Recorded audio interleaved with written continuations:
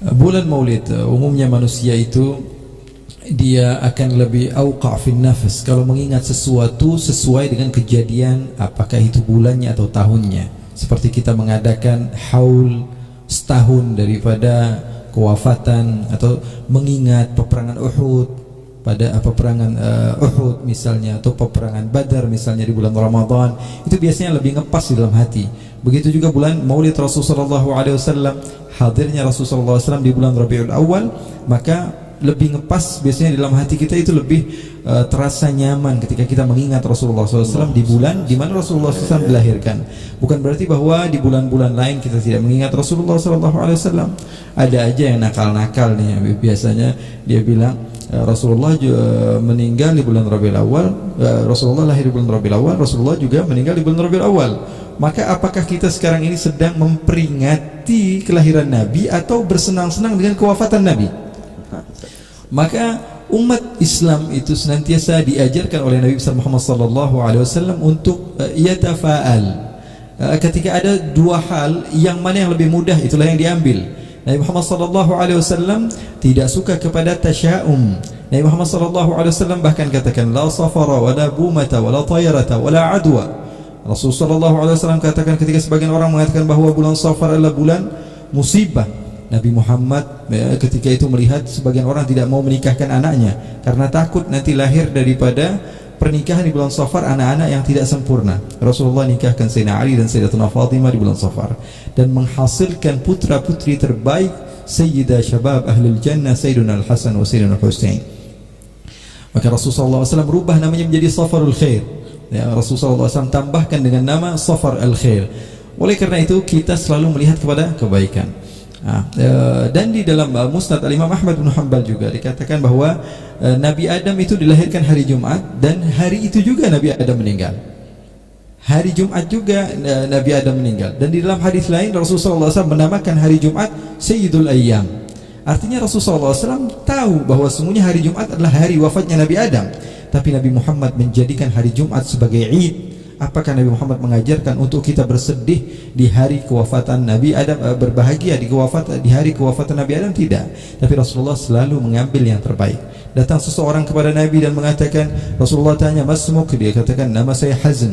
"Ismi Hazn ya Rasulullah." "Bal anta farah," kata Rasulullah. "Kamu bukan hazn, kamu bahagia." Bahkan Abu Hurairah ketika datang kepada Nabi ditanya sama Nabi, "Siapa nama kamu?" Dia katakan, "Abdu Ghanam." Namanya hamba kambing, bin Sakhr, bapaknya namanya Batu, kambing bin Batu. Abdurrahman Abdu Ghanam bin Sakhr al-Yamani ad-Dawsi. Rasulullah rubah namanya menjadi Abdurrahman, dalam riwayat namanya Abdullah. Ala kulli hal, perayaan Maulid ini baik sekali. Dan saya yakin banyak sahabat-sahabat saya yang tidak merayakan Maulid yang mendengar juga, mungkin yang baru join, sahabat-sahabat Instagram saya atau di TikTok ataupun yang ada di aplikasi-aplikasi lain yang tidak terbiasa untuk melakukan Maulid, itu tidak masalah. Artinya kita punya cara masing-masing untuk mendekatkan diri kepada Allah dan Rasulnya, namun tidak menyalahkan orang lain. Karena setiap orang memiliki cara untuk sampai kepada angka 10 dengan caranya masing-masing. Ada yang dengan 5 tambah 5, ada yang 6 tambah 4, ada yang 3 tambah 7, semuanya insya Allah benar. Nah sekarang bagaimana supaya kita semangat di dalam merayakan Maulid Rasulullah SAW? Kenali Rasulullah, cari tahu.